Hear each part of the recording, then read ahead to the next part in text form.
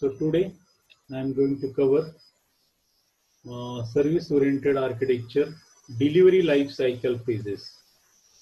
So just like software engineering, in software engineering, the software development life cycle phases are there. So similarly, in service-oriented architecture also, the life cycle phases are there, and that life cycle phases are called as delivery life cycle phases. So let us start the service-oriented architecture, delivery life cycle phases. So it's a part of planning and analysis.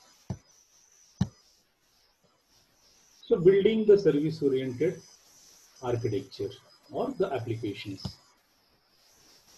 So while developing using this service-oriented architecture, mainly three peoples are again involved in service-oriented architecture development process or that life cycle phases. Is the first person is the analyst.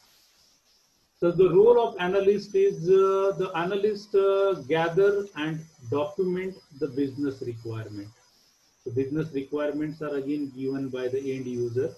So gathering and documenting the business requirement is the job of the system analyst, service analyst.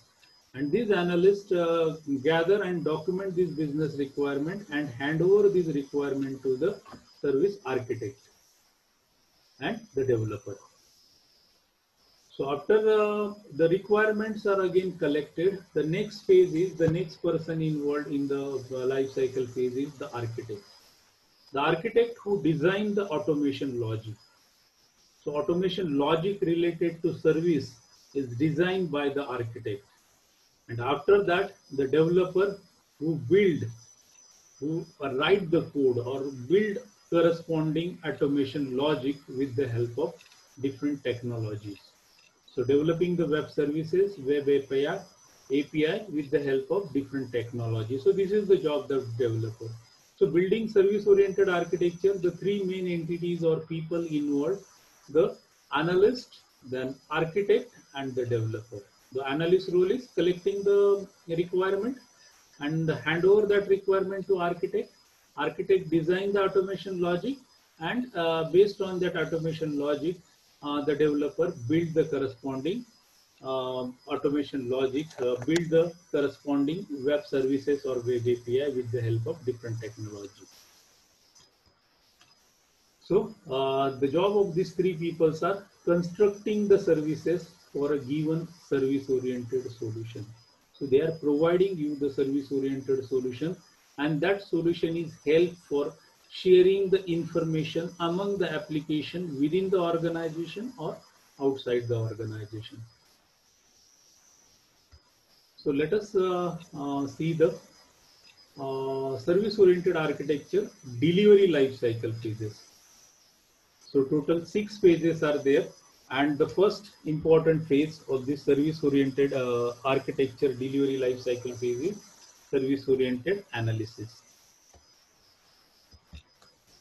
The service-oriented analysis, as the name suggests that analysis, so requirements are again collected, and based on that requirement, the services are again identified. So identifying the individual services, identifying the logic related with that particular services. So identifying the services and mapping the service layer is the task of service-oriented analysis. So in that service-oriented analysis phases, all the service layers. So service layers includes business logic layer, then service interface layer, and the application logic layer.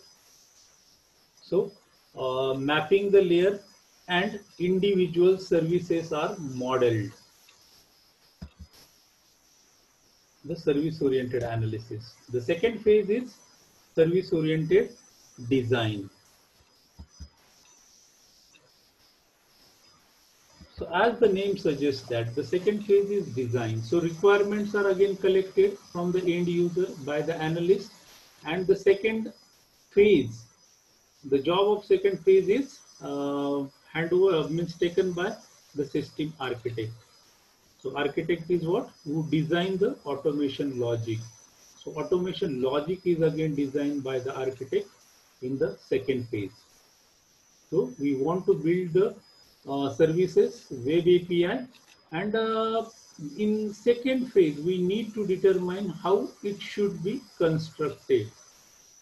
So what is the logic, automation logic behind every service design? So this particular phase is heavily dependent on standards driven phase, and it incorporates the industry conventions. So here in service oriented design, we follow all the service oriented principles. So we have already covered the service oriented principle, as well as the different characteristics of contemporary service oriented architecture. So contemporary SOA we have already covered, principle we have already covered. So these principles and principles are again followed here, used here at the time of designing the services. So services must be reusable. So all the principles are again covered in the second phase. Here the service layers are again designed. Automation logic is again finalized by the service architect. And this particular phase also include the orchestration layer, and this which result in formal business process definition. So web services are again identified, and automation logic is again finalized by the architect in the second phase, the third phase. After analysis, service oriented design, and the third phase is service development. The service development, as the name suggested, that the service development is again the third person who is involved in the service oriented delivery life cycle phases is the developer. So developer finalize the platform. Developer finalize the programming language, the choice of programming language, and the development environment is again finalized by the developer in service development phase. Again here they finalize the platform, .NET or Java or PHP or Python. So the discussion is again means developer decides the technology, and based on that technology they start developing the web services, individual web services, and afterward these individual web services are again integrated with each other, and they form a the business service. So finalizing the technology and start developing the application with the help of that technology is a part of third phase called service development. So service oriented analysis, service oriented design, service development, and the third phase is fourth phase is service testing. So service testing, as the name suggests, you have developed the service, you have developed the web service using different technology, and the success of this every web service is based on the how much time you have given for the testing. And one of the generic nature of web service is what? It is potentially to be reused and composed. So the services are again reusable, and these services are again integrated to form a business service. And for that, the services are again rigorously testing with the help of different testing tools. I have already covered one video based on the testing tool. You just visit that. So SOAP UI is one of the popular testing tool, and Postman is one of the popular testing tool generally used for testing the web services rigorously. And at the time of testing, some key issues facing the service tester. So the first key issue is what type of service requester could potentially access a service. The type of service requester. So service requester gives the request using XML, and the service provider process the request, and after processing providing the response, giving response to the service requester. So what type of service requester could potentially access a service? The second task is type of exception conditions. So all the exception conditions are again tested, and for that individual test cases are again written to test each and every exceptional condition. Then the how well do the service description communicate the service semantics? So service description. So generally the service description is again shared with the service requester, and with the help of requester, request send this means um, the request with the help of service description. So that is also the part of testing. And the next thing is, after testing, if the services are again successfully tested, then the organization think of deployment of the services. And for deployment of the services, they require the servers. So services are again properly tested, and after testing the services are again deployed in the on the server. So we require the servers for deployment of the services. So it's the implementation stage. So installing and configuring the distributed component, service interfaces, and associated middleware product on the production server. So now the service is running on production server, and now this service is again provided, discoverable to the end user, and end user is now able to use that service using the request and response model. So some typical issues again arises in service deployment phase is, how will the services be distributed? With the help of local server, with the help of internet server, or any other server, cloud server. So how will the services be distributed? Then is the infrastructure adequate to fulfill the processing requirement of all the services? So you require the sufficient infrastructure, you require the sufficient server. So in case of bank small service, you require multiple servers, load balancer. So is the infrastructure is adequate to fulfill the processing requirement of all the services? Then how will the introduction of new services affect the existing services and applications? So that is also properly tested and covered at the time of service deployment. Then how should the services used by multiple solutions be positioned and deployed?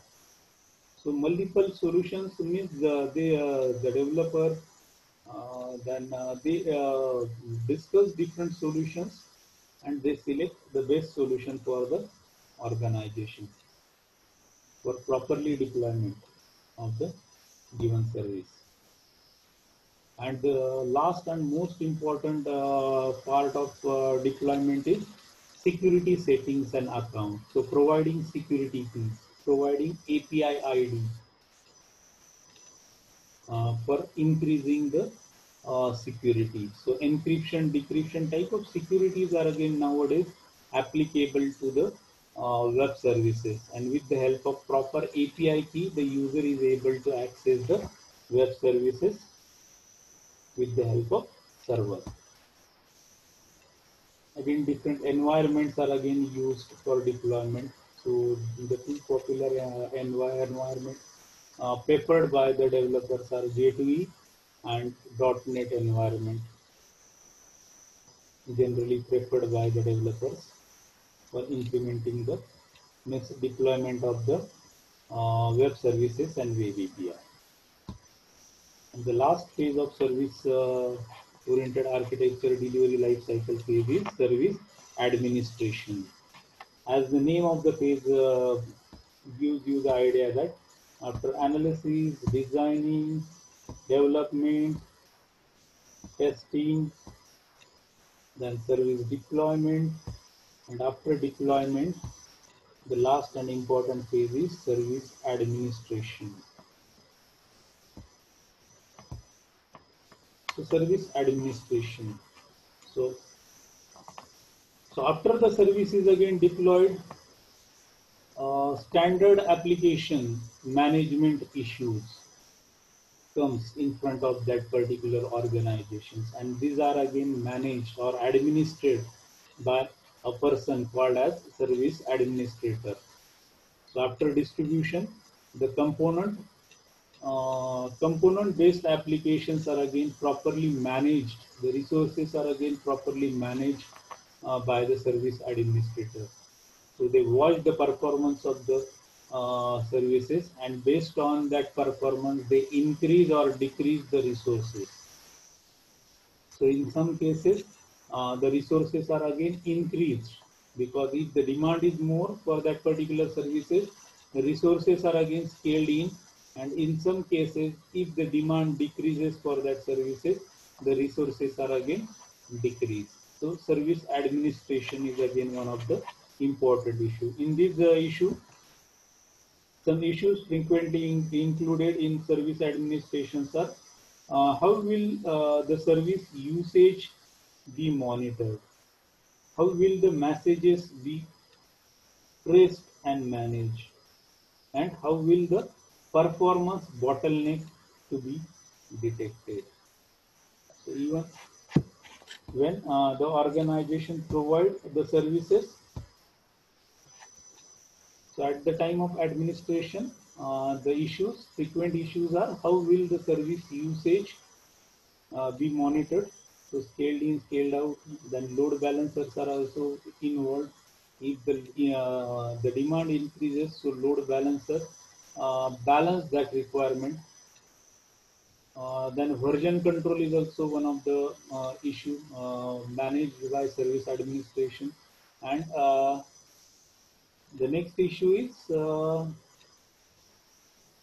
will the messages be traced and managed, and the performance requirement is also detected at the time of service administration. So these are the total 6 phases are again involved in service oriented architecture delivery life cycle phases. So service the requirement are again collected by the analyst, and after collecting the requirement, this requirement are again designed. uh, the job of service architect is what? Designing the automation logic. So analyst, then service-oriented service architect, and the service developer, and service tester. So service developer developing the application, so coding. Then service tester tests the that particular service, and after testing, the deployment phase, and after deployment, service administration. So total 6 phases are again involved in 6 phases involved in service oriented architecture delivery life cycle phases. So today I am covering this much only.